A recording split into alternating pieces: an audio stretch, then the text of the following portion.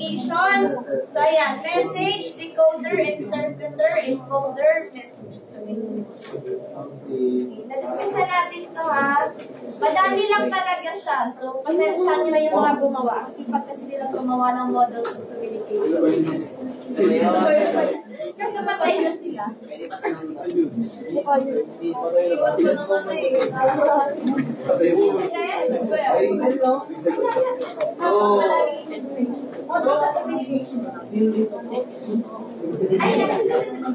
Sa PPT na kayo mag-base.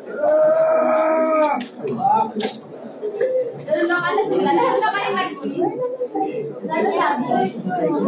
Ayan.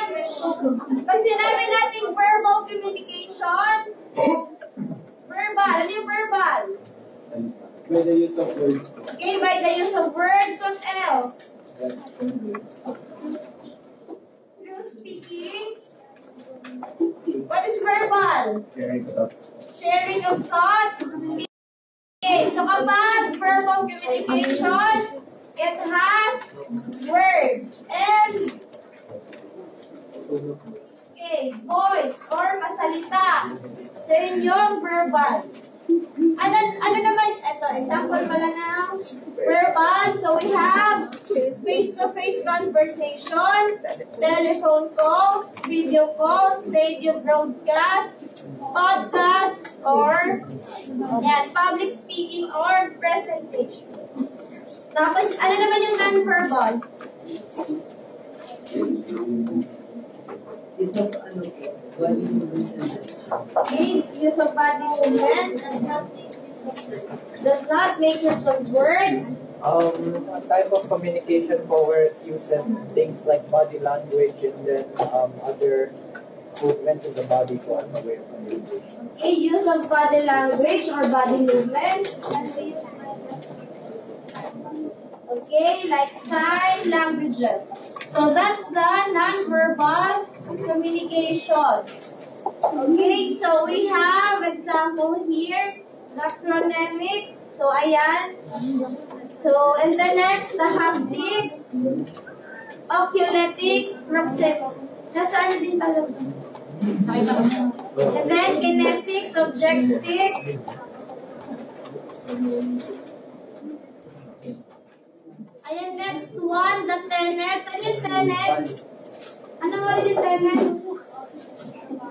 Okay, the opposite of the barrier. That's right, what else? Effective guide for communication. Okay, effective guide for communication. Kumbaga, siya yung advantage, tapos yung barrier yung disadvantage. Ayan, so tenets of communication are key principles that guides effective communication. Kapag barriers naman is obstacle or hindrance. Ayan, tenets of communication, we have dynamic, unrepeatable and irreversible, contextualized, everywhere, continuous, transaction, learn, sharing of. So, you read that again. Ayan. Si Ali McGans, ayan yung courses niya. So, tandaan nyo to, commitment, context, consistency, and concern. So, ayan yung kanila. Tsaka itong kay Rich, nandun din yan. So, parang ang hilingin nato sa ito is 5. Parang 5 ata yan. So, hindi naman, in any order. Ayan, honest, clear, accurate, comprehensive. So, ayan, review niyo to. Kasi hanapin niya din sa inyong review. I know, ito pala kay what's Lawing? Ito pala, ito 5. Ayan, you cannot communicate. Every interaction has a content dimension and the relationship dimension.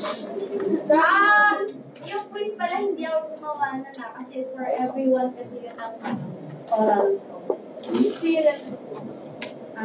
Isa lang yung gumawa. Tapos for lahat na yung senior. Sino gumawa? Pwede ko tanongin una. Ayan. Tapos yung tenets, ay yung barrier, yan, vague language, abstract, multiple meaning, double speak, euphemism, technical, racist, sexist, ayan. Number 7. Number 7. Tapos, module 6, yung functions naman ng communication. So, ayan, inform, ang dami ba? Pero at least, diba, nagawa ko sa isang PowerPoint. Hindi ako nahihirapan. Inform, instruct, and persuade. Yes po. Pero module 1, Ayun pala yung module na.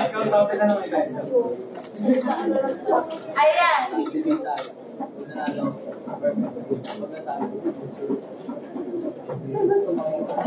Tapos module 7, types of communication at types of speech.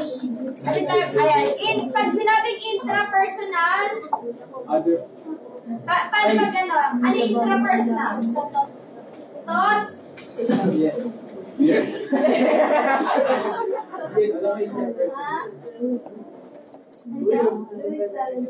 Okay. So, sa ano lang natin, sa isip or kausap natin yung sarili natin. Intrapersonal. Okay. So, di ba? Kapag nakausapin mo yung sarili mo, okay lang, pero dapat aware.